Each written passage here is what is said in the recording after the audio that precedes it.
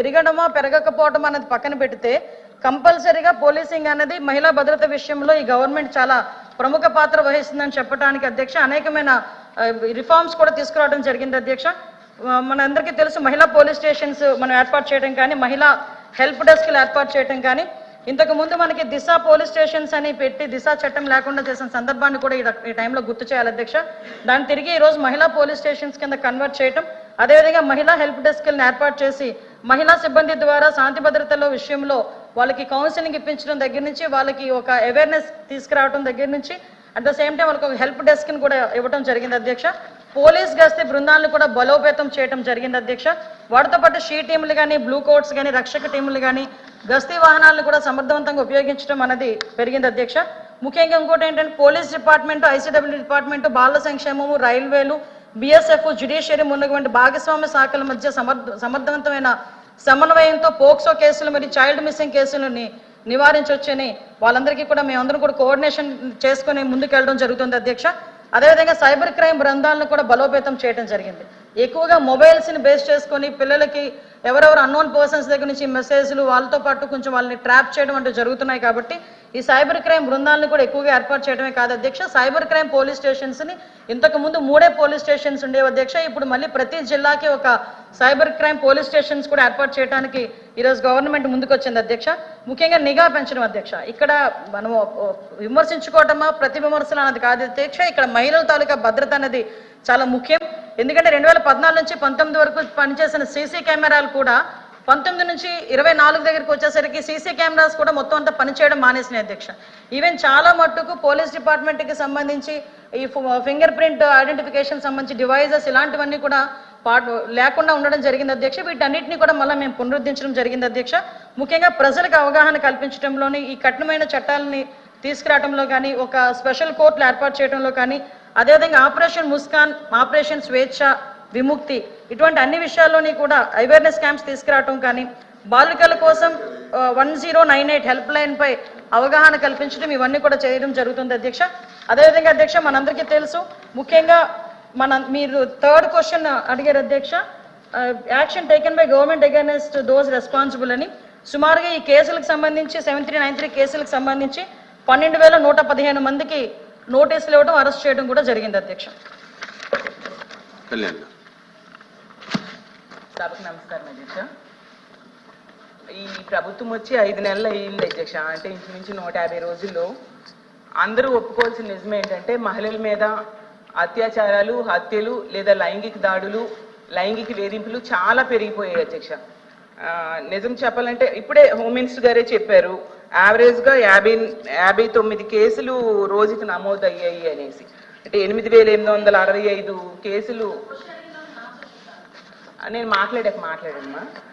అయితే ఇన్ని ఎక్కువ అంటే గంటకి ఇంచుమించు 2-3 మహిళల మీద ఇలాంటి వేధింపులు అత్యాచారాలు హత్యలు ఇలా జరుగుతున్నాయి అనేసి మనకు ప్రభుత్వమే చెప్తుంది అధ్యక్ష. అంటే ఎంత దారుణమైన పరిస్థితులు ఉన్నాయో మనం అర్థం చేసుకోవచ్చు అధ్యక్ష. అసలు ఎంత ఘోరం అంటే 9 ఏళ్ల బాలికను మొక్కలు చేసేసి అత్యాచారం చేసి మొక్కలు చేసేసి ఒక నదిలో విసిరేశారు అధ్యక్ష. 4 నెలల పైన అయింది ముచ్చుమరిలో. ఎప్పటికి కూడా కనిపెట్టలేకపోయింది ప్రభుత్వం అధ్యక్ష. అలాగే 3.5 ఏళ్ల పాపని అత్యాచారం చేసి దారుణంగా కొరికేశారు అధ్యక్ష. అలాంటి ఆమెని చంపేసి విసిరి పడేశారు అధ్యక్ష. మనం చూసాం నగరి కాన్స్టిట్యున్సీలో. అలాగే హిందూపురం కాన్స్టిట్యున్సీలో అత్తా కోడళ్ళ మీద గ్యాంగ్ రేప్ అధ్యక్ష. అలాంటిది అసలు మన రాష్ట్రంలో చాలా రేర్ సంఘటనలు అధ్యక్ష. అలాగే నర్సరీలో పనిచేసే మహిళను తీసుకెళ్లి చెట్టుకు కట్టేసి అత్యాచారం చేసి దారుణంగా చంపేసిన విషయం మనం చూసాం అధ్యక్ష కడియంలో. ఇంత దారుణమైన నేరాలు రోజు రోజుకి చాలా పెరిగిపోతూ ఉన్నాయి అధ్యక్ష. దీనికైతే నేను అనుకుంటున్నాను ఖచ్చితంగా ఇది ప్రభుత్వ వైఫల్యము పోలీసుల వైఫల్యం అయితే ఖచ్చితంగా ఉంది అధ్యక్ష. నేను ఇప్పుడు అడుగుతున్నాను ప్రభుత్వానికి, ఇన్ని దారుణాలు రోజు వింటున్నాం కదా. గతంలో గత ప్రభుత్వం దిశ యాప్ అని ఒకటి తీసుకొచ్చింది అధ్యక్ష.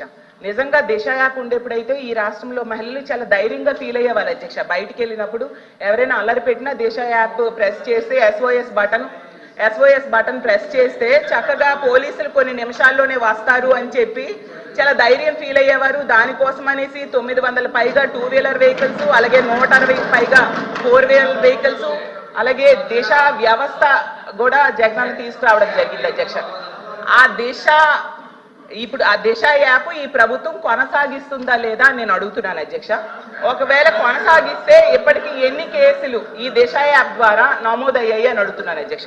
ఎందుకంటే గతంలో దిశ యాప్ ద్వారా 31,607 కాల్స్ ని పరిష్కరించారు అధ్యక్ష పోలీసులు. అది రికార్డెడ్ గా ఉంది.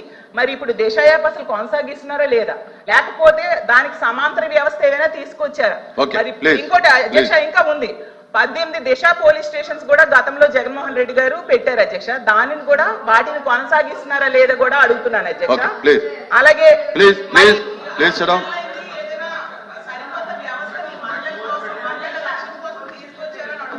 ఓకే ప్లీజ్ ప్లీజ్ ప్లీజ్ శబ్దులు గారు ఇంకా సప్లిమెంట్స్ ఉన్నాయి కదా,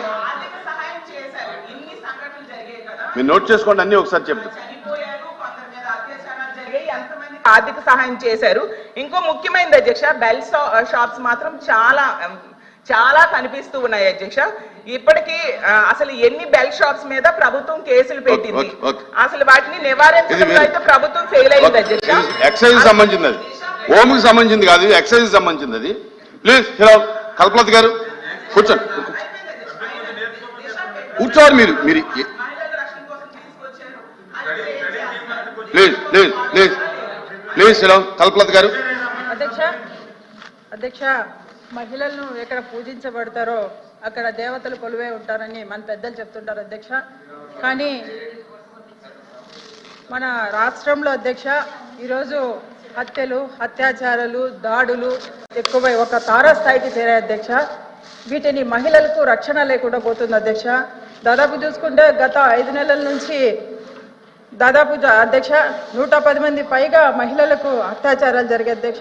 ఎదురు తిరిగితే 11 మందిని దారుణంగా చంపడం జరిగింది అధ్యక్ష. తక్షణమే వీటిని అరికట్టాలని కోరుకుంటున్నాను అధ్యక్ష. ఎందుకంటే అధ్యక్ష ఇక్కడ నా నుంచి మంత్రి గారికి క్వశ్చన్స్ అధ్యక్ష. ఇప్పటి వరకు ఎంతమంది మన నేరస్తులు గుర్తించి శిక్షించారు? దిశ యాప్ను కొనసాగిస్తారా లేదా? దిశ చట్టం అనేది కేంద్ర ప్రభుత్వం పరిధిలో ఉంటుంది, అది తీసుకురావడానికి మీరు ఏమన్నా ఆలోచన చేస్తారా?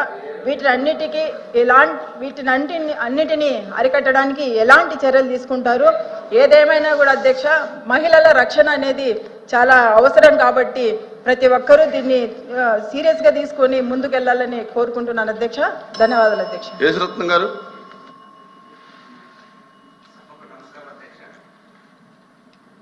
ఈరోజు గౌరవ మంత్రివర్యులు స్పీచ్లో ముఖ్యంగా 2019లో ఏం జరిగింది అధ్యక్ష?